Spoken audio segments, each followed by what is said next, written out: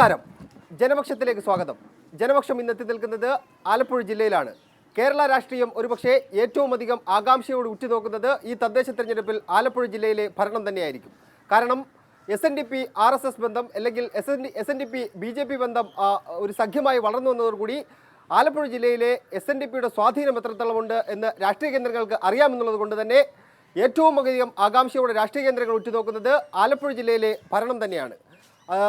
ഇന്നത്തെ ചർച്ചയിൽ നമ്മോടൊപ്പം പങ്കെടുക്കുന്നത് DCCയുടെ പ്രസിഡന്റായ A ഷുക്കൂർ, ജില്ലാ പഞ്ചായത്ത് പ്രസിഡന്റായ പ്രതിഭ ഹരി, അതുപോലെ തന്നെ BJPയുടെ ജില്ലാ സെക്രട്ടറിയായ സോമൻ, SNDP പ്രതിനിധിയായ സുനിൽ മിണ്ടപ്പള്ളി എന്നിവരെ അദ്ദേഹത്തെ കൂടി നമ്മൾ ഈ ചർച്ചയിൽ പ്രതീക്ഷിക്കുന്നു. ആദ്യം ശ്രീ A ഷുക്കൂർ, ജില്ലാ പഞ്ചായത്തും നഗരസഭയും ഭരിക്കുന്നത് LDF ആണ്. എങ്കിലും ആലപ്പുഴ ജില്ല കേരളത്തിൻ്റെ പരമ്പരാഗതമായ കയർ വ്യവസായം, അതുപോലെ തന്നെ നെൽകൃഷി തുടങ്ങിയ വ്യവസായങ്ങൾ ആലപ്പുഴ ജില്ലയിലാണുള്ളത്. ഈ ഭരണം നേടിയെടുക്കാൻ വേണ്ടി ആലപ്പുഴ ജില്ലയിലെ കർഷകർക്കും ആലപ്പുഴയിലെ ജില്ല ജനങ്ങൾക്കും എന്ത് വാഗ്ദാനങ്ങൾ, അല്ലെങ്കിൽ അവർ നിങ്ങൾക്ക് വേണ്ടി എന്തിനു വേണ്ടി വോട്ട് ചെയ്യണം, എന്തൊക്കെ വാഗ്ദാനങ്ങൾ നിങ്ങൾ അവർക്ക് വേണ്ടി മുന്നോട്ട് വെക്കുന്നു?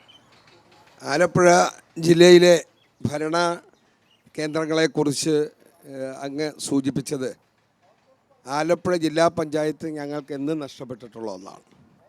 എന്നാൽ നഗരസഭ കഴിഞ്ഞ തെരഞ്ഞെടുപ്പിൽ ആലപ്പുഴ നഗരം മാത്രമാണ് നഷ്ടപ്പെട്ടിട്ടുള്ളത്. ബാക്കി എല്ലാ നഗരസഭകളും ബ്ലോക്ക് പഞ്ചായത്തുകളിൽ ബഹുഭൂരിപക്ഷവും ഗ്രാമപഞ്ചായത്തുകളിൽ ബഹുഭൂരിപക്ഷവും ഞങ്ങൾ ഭരണ നിർവഹണത്തിലാണ്. എന്നാൽ കേരളത്തിലെ ഗവൺമെൻറ്റും ഐക്യജനാധിപത്യ മുന്നണി ഗവൺമെൻറ്റാണ്. ഈ ഗവൺമെൻറ്റിൻ്റെ ഭരണ രംഗത്തെ കഴിഞ്ഞ 4.25 വർഷക്കാലത്തെ ഭരണ നിർവഹണത്തിൻ്റെ മെച്ചം, ജനങ്ങൾക്ക് ലഭിച്ചിട്ടുള്ള സേവനങ്ങൾ, ജനങ്ങൾക്ക് ലഭിച്ചിട്ടുള്ള അവരുടെ മനസ്സിലുള്ള ആഗ്രഹങ്ങൾ, അത് പൊതുവായ താല്പര്യങ്ങൾ, അതിൻ്റെ അടിസ്ഥാനത്തിലുള്ള ഒരു ഭരണ നിർവഹണത്തിൻ്റെ മെച്ചം, കൂടാതെ നേരത്തെ ഇവിടെ സൂചിപ്പിച്ചതുപോലെ പരമ്പരാഗത വ്യാവസായിക മേഖലകൾ, അതോടൊപ്പം മറ്റ് കാർഷിക മേഖലകളിൽ ഉണ്ടായ കഴിഞ്ഞ കാലങ്ങളിൽ നിന്നുണ്ടായ വ്യതിയാനം അല്ലെങ്കിൽ വ്യത്യസ്തമായ അവസ്ഥ, ഇതെല്ലാം ഐക്യജനാധിപത്യ മുന്നണിക്ക് അനുകൂലമാണ്. പ്രതിഭ ഹരി, ജില്ലാ പഞ്ചായത്ത് പ്രസിഡന്റാണ്. ജില്ലാ പഞ്ചായത്ത് എന്തൊക്കെ കഴിഞ്ഞ 5 വർഷക്കാലം ആലപ്പുഴയിലെ ജനങ്ങൾക്ക് വേണ്ടി എന്തൊക്കെ ചെയ്തു, ഇടതുപക്ഷം എന്തൊക്കെ ചെയ്തു, എന്തിനു വേണ്ടി നിങ്ങളെ വീണ്ടും ജനങ്ങൾ ഭരണത്തിലേറ്റണം? ആലപ്പുഴ ജില്ലാ പഞ്ചായത്ത് കേരളത്തിലെ തന്നെ ഏറ്റവും മാതൃകാപരമായിട്ടുള്ള പ്രവർത്തനങ്ങൾ ഏറ്റെടുത്ത് 14 ജില്ലാ പഞ്ചായത്തുകൾ വെച്ച് നോക്കുമ്പോൾ ഏറ്റവും മാതൃകാപരമായ പ്രവർത്തനം ഏറ്റെടുത്ത ജില്ലാ പഞ്ചായത്താണ്. അതിൻ്റെ സംസ്ഥാന ഗവൺമെൻറ്റിൻ്റെ അംഗീകാരം സ്വരാജ് ട്രോഫി എന്ന രൂപത്തിൽ ഞങ്ങൾക്ക് കിട്ടിയിട്ടുമുണ്ട്. 2012 കേരളത്തിലെ ഏറ്റവും മികച്ച ജില്ലാ പഞ്ചായത്തിനുള്ള അംഗീകാരം ഞങ്ങളെ തേടിയെത്തിയിട്ടുണ്ട്. ഞങ്ങളുടെ തന്നെ കേവലമായി പദ്ധതി പണം റോഡ്, പാലം അങ്ങനെയുള്ള വികസനങ്ങൾക്ക് ചിലവഴിക്കുന്ന എന്നത് മാത്രമല്ലായിരുന്നു ഞങ്ങളുടെ ഒരു സങ്കല്പം. നമ്മളുടെ നാടിനും പ്രകൃതിക്കും വേണ്ടിയിട്ടുള്ള പദ്ധതികൾ വിഭാവന ചെയ്തുകൊണ്ട് ജനങ്ങളുടെ മനസ്സിലേക്ക് കൂടി പുതിയ പുതിയ ആശയങ്ങൾക്ക് വിത്ത് പാകാൻ ഞങ്ങൾക്ക് കഴിഞ്ഞിട്ടുണ്ട്. ഞങ്ങളുടെ വിജയം തന്നെയാണ്. അതുപോലെ തന്നെ ഗ്രീൻ ഡിസ്ട്രിക്റ്റാണ്. ഞങ്ങളുടെ ബജറ്റ് വന്നാലും ഞങ്ങളുടെ പദ്ധതി വന്നാലും ഞങ്ങൾ കാണുന്നത് ഹരിതാഭമാർന്ന ആലപ്പുഴയായിരുന്നു. അവിടെ കേവലമായി കർഷകർ മെച്ചപ്പെട്ടു എന്നല്ല പറയുന്നത്. നിലം നികത്ത് ഭീഷണിയുള്ള ജില്ലയാണ് ആലപ്പുഴ. നിങ്ങൾക്ക് എല്ലാവർക്കും അറിയാവുന്നതാണ്. വ്യാപകമായി നിലം നികത്തിൻ്റെ ഭീഷണി നേരിടുന്ന ആലപ്പുഴ ജില്ലയിൽ അവിടെ നിലം നികത്തിന് തരിശു കിടക്കുന്ന പാടങ്ങളിൽ വിത്തെറിഞ്ഞാണ് നമ്മൾ പ്രതികരിക്കേണ്ടതെന്ന് കരുതി 30 വർഷത്തിലധികം തരിശായി കിടന്നിരിക്കുന്ന കാക്കത്തുരുത്ത് പാടശേഖരം അടക്കം തണ്ണീർമുഖത്തെ കൃഷിയോഗ്യമാക്കാൻ കഴിഞ്ഞു. അങ്ങനെ ഏകദേശം 100-150 ഏക്കറിലധികം പാടശേഖരങ്ങൾ തനതായി ജില്ലാ പഞ്ചായത്ത് തനതായി കൃഷി ചെയ്തിട്ടുണ്ട്. കാവാലത്തെ പാടശേഖരങ്ങൾ, അതുപോലെ തന്നെ ഒരു കാലത്തും ഇനി കൃഷി ചെയ്യാൻ കഴിയില്ല എന്ന് വിചാരിച്ചിരുന്നു നമ്മളുടെ എനിക്കൊന്ന് പത്തിയൂർ മേഖല, ഉള്ളിട്ട പുഞ്ച, ആ ഭാഗത്ത് വരെ ഞങ്ങൾക്ക് കൃഷിയോഗ്യമാക്കുന്നതിനുള്ള പ്രവർത്തനങ്ങളിൽ ഇടപെടാൻ കഴിഞ്ഞു. ശ്രീ സോമൻ, BJPയുടെ പ്രതീക്ഷ, ഒരുപക്ഷെ BJPക്ക് ഈ അടുത്ത കാലത്തൊന്നും ഇല്ലാത്ത തരത്തിൽ വളരെയധികം പ്രതീക്ഷ വെച്ച് പുലർത്തുന്ന ഒരു തെരഞ്ഞെടുപ്പാണിത്. പ്രത്യേകിച്ച് ആലപ്പുഴ ജില്ലയിൽ SNDP ജനറൽ സെക്രട്ടറി വെള്ളാപ്പള്ളി നടേശൻ്റെ തട്ടകം, SNDP BJP കൂട്ടുകെട്ട്, BJP എത്രത്തോളം സീറ്റുകൾ ഇവിടെ പ്രതീക്ഷിക്കുന്നു? ഒരു പക്ഷേ ഭരണം പിടിച്ചെടുക്കാൻ കഴിയുന്ന തരത്തിൽ സീറ്റുകൾ ലഭിക്കുമെന്ന് പ്രതീക്ഷിക്കുന്നുണ്ടോ? അങ്ങനെയെങ്കിൽ ജനങ്ങൾക്ക് വേണ്ടി നിങ്ങൾ എന്ത് ചെയ്യും? SNDP വിഷയത്തെ സംബന്ധിച്ച് ഞാൻ രണ്ടാമത് പറയാം. ഇവിടെ DCC പ്രസിഡന്റും ജില്ലാ പഞ്ചായത്ത് പ്രസിഡന്റും അവകാശപ്പെട്ടിട്ടുള്ള വികസനത്തിൻ്റെതായിട്ടുള്ള അവകാശവാദങ്ങൾ പൊള്ളയാണ്. ജില്ലാ പഞ്ചായത്തിനെ സംബന്ധിച്ച് അഴിമതി ഉന്നയിച്ചതാരാ? ജില്ലാ പഞ്ചായത്ത് ഭരിക്കുന്ന ഘടകകക്ഷിയായിട്ടുള്ള CPI ആണ്. സ്ത്രീ സൗഹൃദ കേന്ദ്രം ആരംഭിക്കുന്നതുമായി ബന്ധപ്പെട്ട്, വസ്തു വാങ്ങുന്നതുമായി ബന്ധപ്പെട്ട് അതിൽ നടന്നിട്ടുള്ള അഴിമതിയെ സംബന്ധിച്ച് ആരോപണം ഉന്നയിച്ചതാരാ? ആ ഭരണകക്ഷിയിലെ ഇടതുപക്ഷ ജനാധിപത്യ മുന്നണിയിലെ രണ്ടാമത്തെ കക്ഷി CPI ആണ്. കേരളത്തിൻ്റെ നെല്ലറകളിൽ ഒന്നായിട്ടുള്ള കുട്ടനാട്ടിൽ നികത്തപ്പെട്ട ഭൂമിയുടെ കണക്ക് ഇവർക്ക് രണ്ടുപേർക്കുമേ പറയാൻ സാധിക്കത്തുള്ളൂ. ഇവർ രണ്ടുപേരും മാറി മാറി ഭരിച്ച സമയത്ത് അവിടെ ഉയർന്നു പൊങ്ങിയ റിസോർട്ടുകൾ അത് ആരാണ് അനുമതി കൊടുത്തത്? അതിന് പ്രവർത്തനാനുമതി കൊടുത്തത് ആരാണ്? നിർമ്മാണത്തിന് അനുമതി കൊടുത്തത് ആരാണ്? കാർഷിക മേഖലയിലെ പുരോഗതിയെക്കുറിച്ചിട്ട് കൃഷിയില്ലായിരുന്ന പാടശേഖരങ്ങളിൽ കൃഷി ഇറക്കിയെന്ന് പറഞ്ഞ് അവകാശപ്പെടുന്നവരെ, അവിടെ ഉയർന്നു പൊങ്ങിയിട്ടുള്ള റിസോർട്ടുകൾ, അവിടെ നികത്തപ്പെട്ടിട്ടുള്ള ഭൂമികൾ, അവിടെ ഉയർന്നു വന്നിട്ടുള്ള വലിയ കെട്ടിടങ്ങൾ, ഇത് ആരുടെ കാലത്താണ് ഉണ്ടായത്? ഏത് സർക്കാരിൻ്റെ, ഏത് പഞ്ചായത്തിൻ്റെ, ഏത് ഭരണകാലത്താണെന്ന് ഈ രണ്ട് മുന്നണികളും പറയാൻ വേണ്ടിയിട്ട് തയ്യാറാവണം. ശ്രീ സിനിൽ, ഇരു മുന്നണികളിൽ നിന്നും, ഇടതു മുന്നണിയിൽ നിന്നും വലത് മുന്നണിയിൽ നിന്നും കിട്ടാത്ത എന്ത് BJP തരും എന്ന് പ്രതീക്ഷിച്ചിട്ടാണ് താങ്കളുടെ സമുദായ സംഘടന BJPയുമായി കൂട്ടുകൂടുന്നത്?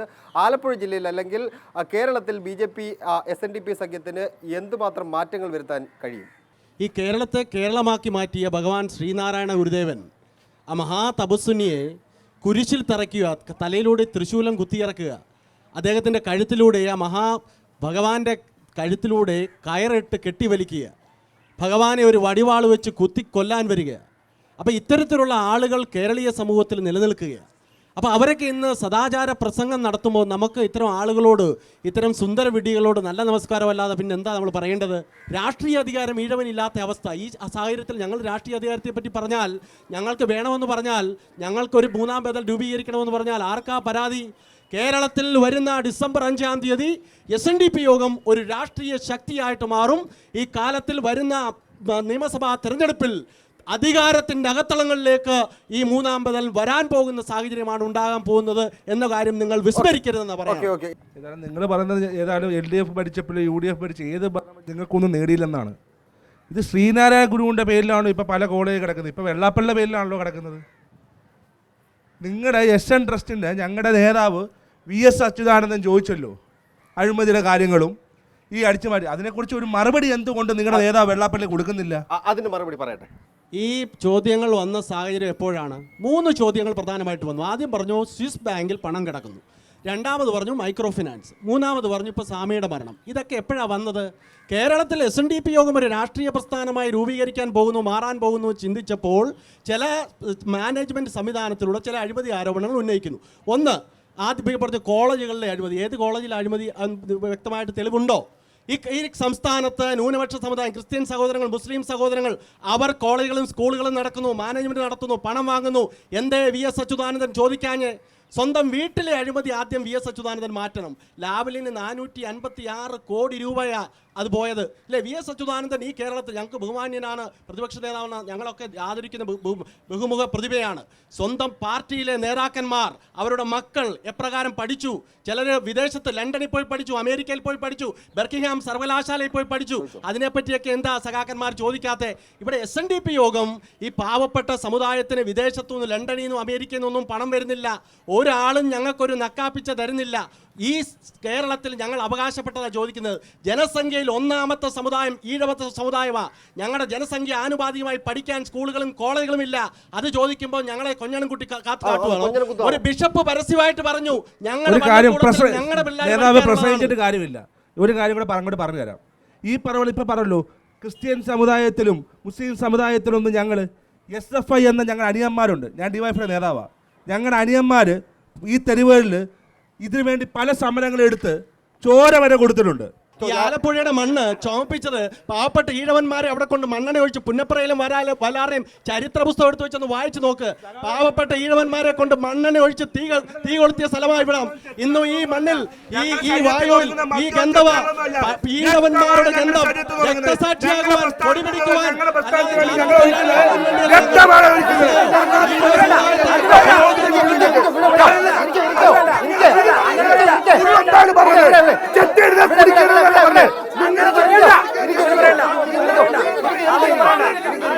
ഞാൻ മീൻപിടുത്തക്കാരെ പ്രതിനിധീകരിച്ച് ഇവിടെ വന്നിരിക്കുകയാണ്. ഇവിടെ ഈ കൃഷിയെക്കുറിച്ച് പറയുന്നു, എല്ലാ കാര്യത്തെയും കുറിച്ച് പറയുന്നു.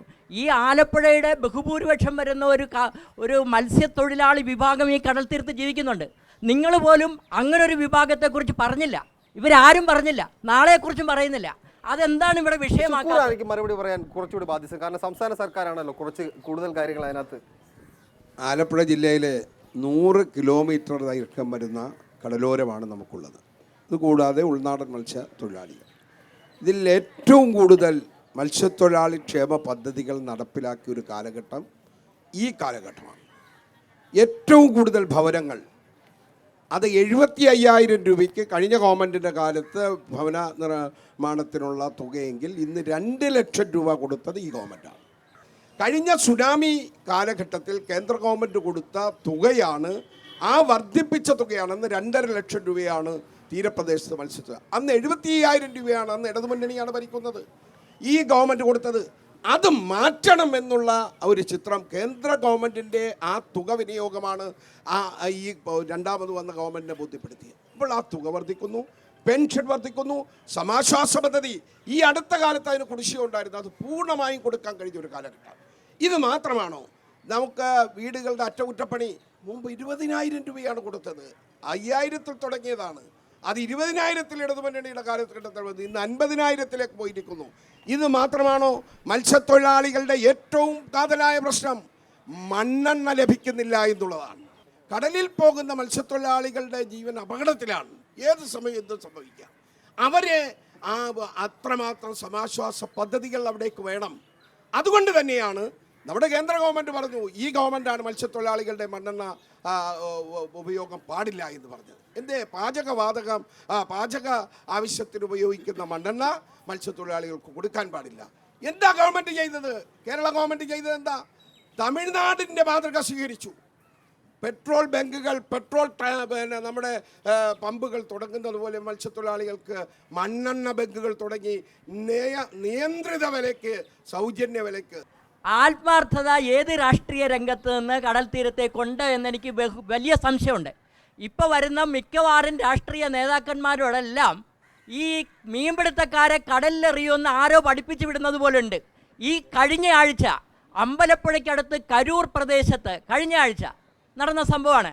കടൽ രൂക്ഷമായിട്ട് കയറി വന്നിട്ട് 8 വീട് അപ്പാടെ തകർന്നു പോയി. ഒരാളും അവിടേക്ക് തിരിഞ്ഞു നോക്കിയിട്ടില്ല. എനിക്കറിയാവുന്ന എല്ലാ നേതാക്കന്മാരെയും വിളിച്ചു പറഞ്ഞു, ഇതുവരെ വന്നിട്ടില്ല. അതുപോലെ തന്നെ 2 മാസം മുൻപ് ഈ ചെറിയ പൊഴി പ്രദേശത്ത് നിന്ന് അനേകം വീടുകൾ പോയി. ഇവർക്കെല്ലാം എല്ലാ തരത്തിലും ഉത്തരവാദിത്തപ്പെട്ടവരോട് പറഞ്ഞിട്ട് അവർ പറയുന്നത് എന്താണെന്നറിയാമോ? 2 ലക്ഷം രൂപ തരാം, നിങ്ങൾക്ക് സ്ഥലം ഉണ്ടാകണമെന്ന്. മീൻപിടുത്തക്കാരന് കടലെടുത്ത് പോയെടുത്ത് എവിടെയാണ് സ്ഥലം ഉണ്ടാവണത്? അതിന് പ്രതിഭാരി ഒരുപക്ഷെ മറുപടി പറയുമായിരിക്കും, കാരണം ജില്ലാ പഞ്ചായത്ത് പറഞ്ഞു. ഇതിൽ കുടിയാംശേരി അച്ഛൻ പറഞ്ഞ കാര്യങ്ങളോട് ചില കാര്യങ്ങളൊന്ന് ക്ലിയർ ചെയ്യാനുണ്ട്. കാരണം ഈ അമ്പലപ്പുഴ കരൂർ സ്കൂളിൽ സ്ഥിരമായി ഒരു ക്യാമ്പാണുള്ളത്. ഞങ്ങളെല്ലാവരും നിത്യസന്ദർശകരാണ് ആ ക്യാമ്പിൽ. കാരണം അവിടുത്തെ പ്രശ്നങ്ങൾ അറിയാം. പുറക്കാട് ഗ്രാമപഞ്ചായത്താണ് ആലപ്പുഴ ജില്ലയിൽ ഏറ്റവും രൂക്ഷമായ കടലാക്രമണ ഭീഷണി നേരിടുന്നത്. അപ്പം ഞങ്ങൾ നിരന്തരമായി അതിൻ്റെ ആലോചനയിൽ സ്ഥായിയായി ആ പ്രശ്നം പരിഹരിക്കപ്പെടേണ്ടതാണ്. എന്നാൽ ഈ തീരദേശ പരിപാലന നിയമത്തിൽ വെച്ചുകൊണ്ട് വീട് വെക്കുന്നതിൻ്റെതായ പ്രശ്നങ്ങൾ ഇപ്പോൾ നിലവിലുണ്ട്. അതിപ്പം തീർച്ചയായിട്ടും DCC പ്രസിഡൻറ്റിനും നമ്മളുടെ BJPയുടെ ആദരണീയ നേതാവിനും അദ്ദേഹത്തിനും ഒക്കെ അറിയാവുന്നതാണ്. അപ്പോൾ ആ നിയമത്തിൽ നിന്നുകൊണ്ടുള്ള കാര്യങ്ങൾ ചെയ്തുകൊണ്ടിരിക്കുകയാണ്. അപ്പോൾ അതിനെതിരെ ഇപ്പം ഇടതുപക്ഷം കേരളത്തിൽ ഭരിച്ചുകൊണ്ടിരുന്നപ്പോൾ എനിക്ക് നല്ല ഓർമ്മയുണ്ട്, മത്സ്യത്തൊഴിലാളികൾക്ക് എല്ലാവർക്കും സൗജന്യമായി റേഷൻ, അതിൽ പ്രത്യേകിച്ചൊരു കാറ്റഗറി ഇല്ല, BPL കുടുംബങ്ങൾക്ക് അത് മത്സ്യത്തൊഴിലാളികൾ പ്രത്യേകമായി പറഞ്ഞുകൊണ്ട് ഇത്രയധികം മത്സ്യത്തൊഴിലാളികൾക്ക് ശർമ്മ മിനിസ്റ്റർ ആയിരിക്കെ നമ്മൾക്കൊരു പക്ഷേ അത് അനുകരിക്കാൻ കഴിയാത്തത്ര രൂപത്തിലേക്കുള്ള പദ്ധതികൾ അന്ന് കൊണ്ടുവന്നിട്ടുണ്ട്. പക്ഷേ ഈ കാലഘട്ടത്തിലല്ലേ അച്ഛനുമൊക്കെ ഇവിടെ ഇരിക്കുന്നു. മത്സ്യത്തൊഴിലാളികൾക്ക് കടലിൽ പോയാൽ പോലും സുരക്ഷയില്ലാതായത് ഏത് കാലഘട്ടത്തിലാണ്? മീനാകുമാരി കമ്മീഷനെ സംബന്ധിച്ച് പറയുമ്പോൾ എനിക്കൊരു അതിശയമാണ് തോന്നുന്നത്. മീനാകുമാരി കമ്മീഷനെയും വിദേശ കപ്പലുകൾക്ക് നമ്മളുടെ കടലിൽ മത്സ്യബന്ധനത്തിനുള്ള അനുമതി കൊടുത്തതും ആരാ? കഴിഞ്ഞ UPA ഗവൺമെൻറ്റാണ്. ഇപ്പോഴത്തെ ഗവൺമെൻറ് അതിനെ പിന്താങ്ങുകയാണ്. മത്സ്യത്തൊഴിലാളി അവരുടെ ക്ഷേമത്തിന് വേണ്ടി മീനാകുമാരിയെ കമ്മീഷനായി നിയമിച്ചു എന്നുള്ളത് ശരിയാണ്. ആ റിപ്പോർട്ട് അംഗീകരിച്ചില്ല. റിപ്പോർട്ട് നിഷ്കരണം തള്ളിക്കളയണമെന്നാണ് ഞങ്ങളുടെ ഗവൺമെൻറ് തീരുമാനിച്ചത്. അതിനുശേഷം ഈ ഗവൺമെൻറ് വന്നു. ഈ ഗവൺമെൻറ് എടുത്ത നിലപാട് മീനാകുമാരി കമ്മീഷനിൽ ഉറച്ചു നിന്നു. അവർ പറഞ്ഞു ട്രോളിംഗ് നിരോധനം ആ ദിവസം എണ്ണം വർദ്ധിപ്പിച്ചു, 60ലേക്ക് പോകണമെന്ന് പറഞ്ഞു. നമ്മുടെ ഗവൺമെൻറ് പറഞ്ഞു പറ്റില്ല. കേരള ഗവൺമെൻറ് അതിൽ ഉറച്ചു നിന്നു. കേന്ദ്ര ഗവൺമെൻറ് പറഞ്ഞത് നടപ്പാക്കിയില്ല. മത്സ്യത്തൊഴിലാളികളുടെ താല്പര്യം ഇവിടെ നടപ്പാക്കി എന്ന് മാത്രമല്ല, ഈ 14 നോട്ടിക്കൽ മൈലിന് അപ്പുറത്ത് പോയി മത്സ്യം പിടിക്കാനുള്ള അവകാശം മറ്റു വിദേശ ട്രോളറുകൾക്ക് അനുവദിക്കുമ്പോൾ പരമ്പരാഗത മത്സ്യത്തൊഴിലാളികൾ പോകാൻ ഞാനൊന്ന് പൂർത്തീകരിക്കാൻ സമ്മതിക്കുന്നത് കേൾക്കാനുള്ള സൗകര്യം കാണിക്കുക. ഏതായാലും അതിൽ ഉറച്ചു നിന്നു. ഗവൺമെൻറ് ആ തീരുമാനം നടപ്പിലാക്കി. മത്സ്യത്തൊഴിലാളികളുടെ ട്രോളിംഗ് നിരോധന സമയം കഴിഞ്ഞ കാലങ്ങളിലെ പോലെ തന്നെ നിലനിന്നു. അതുകൊണ്ട് എന്തുണ്ടായി? മീനാകുമാരി കമ്മീഷൻ റിപ്പോർട്ട് നടപ്പാക്കുന്നതിൽ നിന്ന് ഗവൺമെന്റിന് പിന്നോക്കം പോകേണ്ടി വന്നു എന്നുള്ളതാണ്. ഇവരുടെ സമരം കൊണ്ട് അച്ഛന്റെ ആശങ്കയ്ക്കൊപ്പമാണ് ഞങ്ങള്. ഈ ആലപ്പുഴ ജില്ലയുടെ കടൽ തീരത്ത് ഇപ്പോൾ പുലിമുട്ടിന്റെ പേരിലും കടൽഭിത്തി നിർമ്മാണത്തിന്റെ പേരിലും നടക്കുന്ന മാമാങ്കം എന്താണ്? എന്നാണ് ഇതിന് അവസാനമുണ്ടാകുക?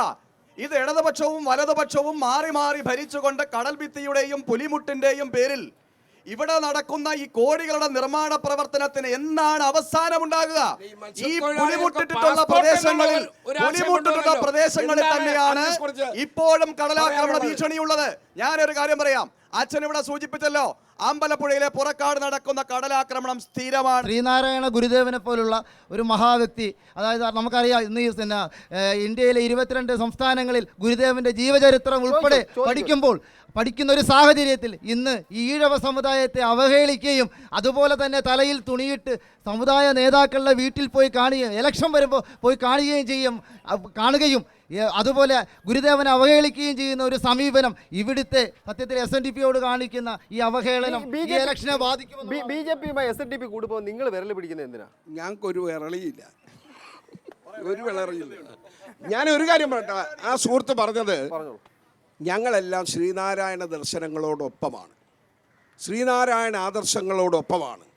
ശ്രീനാരായണ ഗുരുദേവൻ ഈ സമൂഹത്തിന് നൽകിയിട്ടുള്ള ആ ദർശനങ്ങളെ മുറുകെ പിടിച്ച് ജീവിതം നയിക്കുന്നവരാണ്. എന്നാൽ അതിന് വ്യത്യസ്തമായി ശ്രീനാരായണ ഗുരുദേവ ആദർശങ്ങളുമായി കൊണ്ടു നടക്കുന്നവർ പോകുമ്പോൾ അത് ചൂണ്ടിക്കാണിക്കേണ്ടത് ഞങ്ങളുടെ മൗലിക അവകാശമാണ്. ശ്രീനാരായണ ദർശനങ്ങൾ അധിഷ്ഠിതമായാണ് ഞങ്ങളെല്ലാം അത് കാണുന്നുണ്ട്. ആ ദാർശനികതയെ എന്നും ഞങ്ങൾ കൊണ്ടു നടക്കുന്നുണ്ട്. രാഷ്ട്രീയ പ്രസ്ഥാനത്തിൻ്റെ ഭാഗമായി പ്രവർത്തിക്കുന്നവർ അത് കൊണ്ടു നടക്കുന്നത് നല്ലത് തന്നെയെന്ന് ഈ അവസരത്തിൽ സൂചിപ്പിക്കുന്നു. മറ്റൊന്ന് ചോദിക്കുവാനുള്ളത്, ഒരു ജാതി ഒരു മതം ഒരു ദൈവം മനുഷ്യനെന്ന് പറഞ്ഞ ആ വാക്കുകളും ജാതിഭേദം മതദ്വേഷം ഏതുമില്ലാതെ സർവരുമെന്ന് പറഞ്ഞ ഗുരുദേവ സന്ദേശങ്ങളുമെല്ലാം ഇവിടുത്തെ രാഷ്ട്രീയ പ്രസ്ഥാനങ്ങളടക്കം ഉയർത്തിപ്പിടിച്ചുകൊണ്ട് നടക്കുകയും, എന്നാൽ ശ്രീനാരായണ ഗുരുദേവൻ ഇവിടുത്തെ 1903 SNDP യോഗം സ്ഥാപിതമായ കാലഘട്ടത്തിൽ സംഘടിച്ച് ശക്തരാകുവാൻ എന്നുള്ള ഒരു മഹത്തായ സന്ദേശം ഈ മാനവരാശിക്ക് പ്രദാനം ചെയ്തത് ഉയർത്തിപ്പിടിക്കുവാൻ ഇവിടുത്തെ രാഷ്ട്രീയ സംഘടന തയ്യാറാകാത്തത് എന്തുകൊണ്ട്? അതാണ് SNDP എന്നോടാണ് ചോദ്യം, എനിക്ക് മറുപടി പറയാം. വിദ്യ കൊണ്ട് പ്രബുദ്ധരാകാനും സംഘടന കൊണ്ട് ശക്തരാകാനും ആഹ്വാനം ചെയ്ത മഹാഗുരുവാണ് ശ്രീനാരായണ ഗുരു, മഹാഗുരുവാണ്. ആ വിദ്യ കൊണ്ടുള്ള സാമൂഹ്യ മാറ്റം ഉണ്ടാക്കിയ സംസ്ഥാനമാണ് കേരളം. അത് ആർ ശങ്കറിന്റെ ഭരണകാലഘട്ടത്തിലായിരുന്നു. ആർ ശങ്കർ കേരളത്തിന്റെ, ഞാൻ ഒന്ന് പറയട്ടെ എന്റെ സുഹൃത്തെ, ഒന്ന് കേൾക്കാനുള്ള അതിനുശേഷവും ഞാൻ എണ്ണി പറയാം. ശ്രീ ഉമ്മൻചാണ്ടിയുടെ കരങ്ങളിൽ നിന്ന് വാങ്ങിയ വിദ്യാഭ്യാസ മാത്രമല്ല മഹത്തരമായ നേതൃത്വം ഉണ്ടായിരുന്നു. 1996 ശേഷം SNDP യോഗത്തിൽ പിളർപ്പുണ്ടായി. ശ്രീനാരായണ ധർമ്മ പരിപാലനത്തിന് 2 പിളർപ്പുണ്ടായി. അത് പറയാൻ അനുവദിക്കണം. ഏതായാലും ഏതായാലും SNDP യോഗം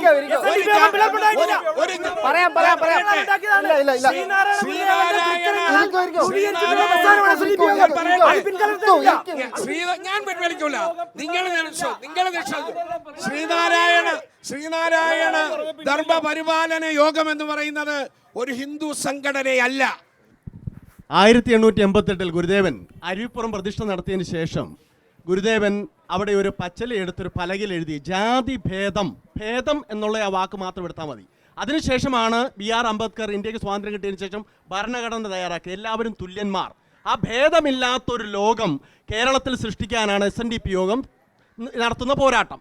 ഇവിടെ ചോദിച്ച 1-2 ചോദ്യങ്ങൾ. ഒന്ന്, ശ്രീ ഷുക്കൂർ അവർക്ക് SNDP യോഗത്തിൻ്റെ നേതാക്കന്മാരെന്ന രീതിയിൽ ഞങ്ങളൊക്കെ ഒരു ബൈലോ മേടിച്ച് അങ്ങേക്ക് സൗജന്യമായി തരാം. ആ ബൈലോയിൽ 2Bയിൽ കൃത്യമായിട്ട് കമ്പനി ആക്ട് പ്രകാരം രജിസ്റ്റർ ചെയ്ത് പ്രവർത്തിക്കുന്ന സംഘടനയുടെ ബൈലോയിൽ 2Bയിൽ കൃത്യമായിട്ട് എഴുതി വെച്ചിട്ടുണ്ട്, SNDP യോഗം ഈഴവ തീയ സമുദായത്തിൻ്റെ അംഗങ്ങളുടെ ലൗകികവും വിദ്യാഭ്യാസപരവും ഉന്നമനത്തിനായി രൂപീകരിച്ച സംഘടന.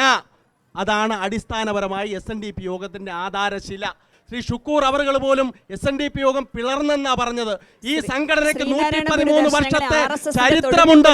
ആ ചരിത്രം ഇത്ര ആളുകൾ മറക്കുകയാണ്. ശ്രീനാരായണ ദർശനങ്ങളെ RSSന്റെ തൊഴുത്തിൽ കൊണ്ട് കെട്ടിയിട്ട് ഇവിടെ വർഗീയ ചേരിതിരിവ് ഉണ്ടാക്കി ഈ തദ്ദേശ സ്വയംഭരണ സ്ഥാപനത്തിൽ സോമചേട്ടനെ പോലുള്ളവർക്ക് മലർപ്പൊടിക്കാരന്റെ സ്വപ്നം നൽകുന്ന, എന്നിട്ട് ഇത് പറയാൻ അവകാശമില്ല. നിങ്ങൾ എന്തിനാ ഇത്ര പേടിക്കുന്നേ? എന്ത് പേടി? എന്ത് പേടി?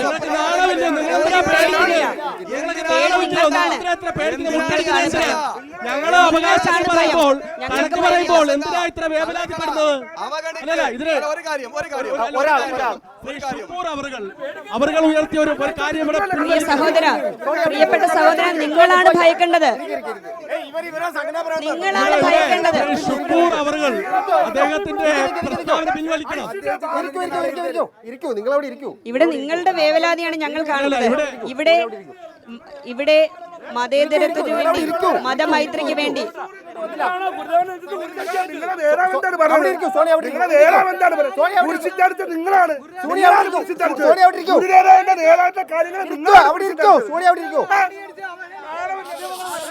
നിങ്ങൾ അങ്ങനെ ശബ്ദം ഉണ്ടാക്കിയ ചർച്ച മുന്നോട്ട് പോവില്ല. ഒരു മിനിറ്റ്. RSSനെ എന്തിനാ വലിച്ചടിക്കുന്നത്? RSS തെരഞ്ഞെടുപ്പിൽ മത്സരിക്കുന്നുണ്ടോ? RSSന്റെ സ്ഥാനാർത്ഥികൾ മത്സരിക്കുന്നുണ്ടോ? RSS BJP SNDP സഖ്യം SNDP സഖ്യത്തെ സംബന്ധിച്ച്, SNDP BJPയുമായി സഖ്യം സംബന്ധിച്ച് എന്തിന് LDF, എന്തിന് CPM, എന്തിന് കോൺഗ്രസ്, എന്തിന് വേവലാതിപ്പെടണം, എന്തിന് ആശങ്കപ്പെടണം? SNDP ഒരു തീരുമാനമെടുത്തു, BJP ഒരു തീരുമാനമെടുത്തു. ആ തീരുമാനമെടുക്കാനുള്ള സ്വാതന്ത്ര്യമെങ്കിലും ഞങ്ങൾക്ക് തന്നുകൂടെ? ഓരോ രാഷ്ട്രീയ പാർട്ടിക്ക് ആരുമായി സഖ്യമുണ്ടാക്കണമെന്ന് തീരുമാനിക്കാനുള്ള സ്വാതന്ത്ര്യം പോലും CPM-ഉം കോൺഗ്രസും തരില്ല എന്ന് പറഞ്ഞാൽ അത് ജനാധിപത്യപരമല്ല. അതാണ് ഇവിടെ ചർച്ച ചെയ്യപ്പെടുന്നത്. ഈ ജനാധിപത്യപരമായ സമീപനമാണ്. RSS എന്ന് പറയുമ്പോൾ BJPയുടെ സംഘടനയാണ് എന്നിപ്പോ സോമചേട്ടൻ പറയുന്നിടത്തൊന്നും RSS-ഉം BJPയുടെ ബന്ധമില്ലാന്ന് തോന്നുന്നു. RSS തെരഞ്ഞെടുപ്പ് രംഗത്തില്ലല്ലോ. RSS മത്സരിക്കുന്നില്ല. RSSന്റെ പ്രവർത്തനം വേറെയാ. സോമചേട്ടൻ അതിൽ അത്ര വിഷമിക്കേണ്ട കാര്യമില്ല.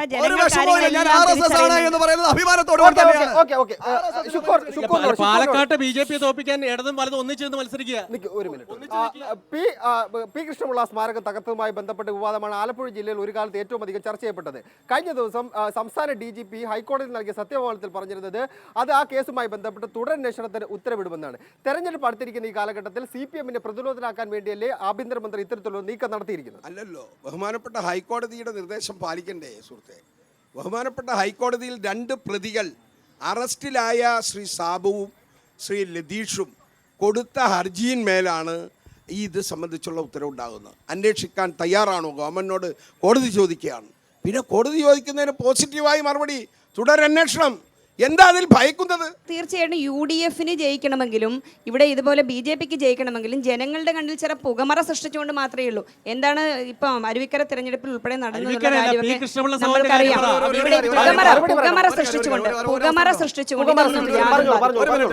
CPM-ന് പി കൃഷ്ണപിള്ള സ്മാരകം തകർത്തതുമായി ബന്ധപ്പെട്ടുള്ള പങ്കാളിത്തം മറച്ചുവെക്കാൻ താല്പര്യമുണ്ട്.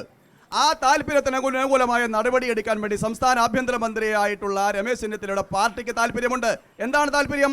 ഇവിടെ ജില്ലാ കമ്മിറ്റി അംഗമായിട്ടുള്ള CPM നേതാവിനെ തൃശ്ശൂരിൽ വിളിച്ചു വരുത്തി ചോദ്യം ചെയ്തതിനു ശേഷം തുടരന്വേഷണം മരവിപ്പിക്കപ്പെട്ടത് ആരുടെ താല്പര്യമാണ് എന്ന് ഇവർ 2 കൂട്ടരും പറയണം. അവർക്ക് കൃഷ്ണപിള്ളയോട് താല്പര്യമില്ല, ഭഗവാൻ കൃഷ്ണനോടാണ് താല്പര്യം.